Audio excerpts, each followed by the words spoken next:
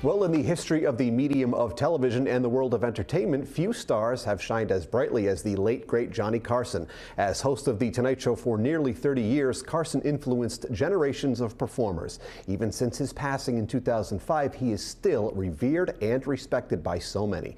And now a new book, Carson the Magnificent, tells the story of one of the most complex and fascinating figures in the history of American pop culture. And joining us on the Road Show this morning with a vintage Tonight Show curtain right behind him is one of the book's authors, Mike Thomas. Good morning, Mike. Good morning. It's great to be with you. How are you? Great to have you with us all the way from Chicago. First of all, tell us about the curtain. We love it. Oh, the curtain. I found it. I don't know where it was. No, actually, I went out and bought it, especially for you guys. It's vintage, very, very expensive, but you know, no expense spared. Tremendous. I might need to borrow it for one of the upcoming road shows, but really, let's get right to the book. First of all, it's already a New York Times bestseller, so congratulations. I love that you guys have the new and improved cover on there, too. That's fantastic.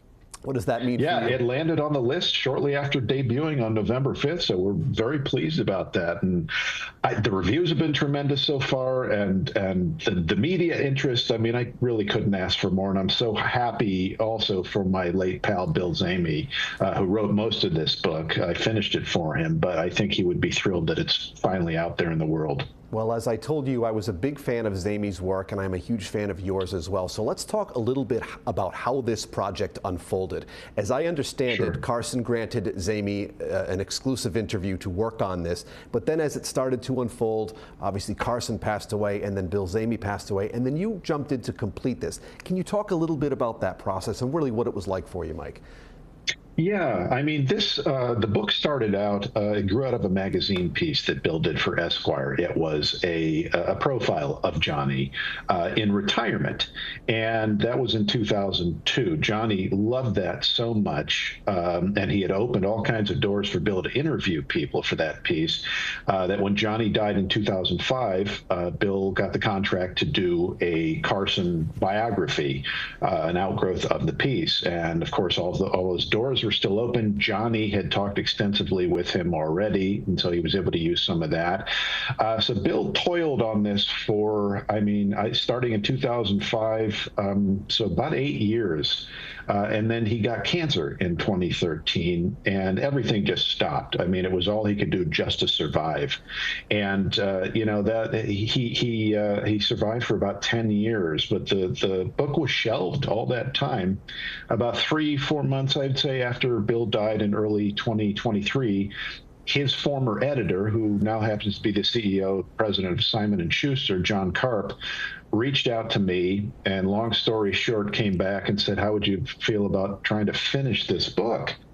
And he knew I had been Bill's research assistant when I was a lot younger for a few years. We had worked on a few books together about Frank Sinatra and Andy Kaufman and Regis Philbin. Right. So I was very familiar with the way Bill worked. I had access through Bill's daughter to all of his Carson stacks.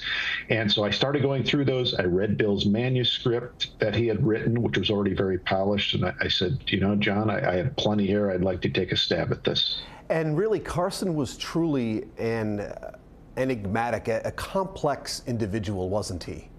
Yeah, he really was. And, you know, the Carson you saw on the air was not the Carson you saw off the air, generally.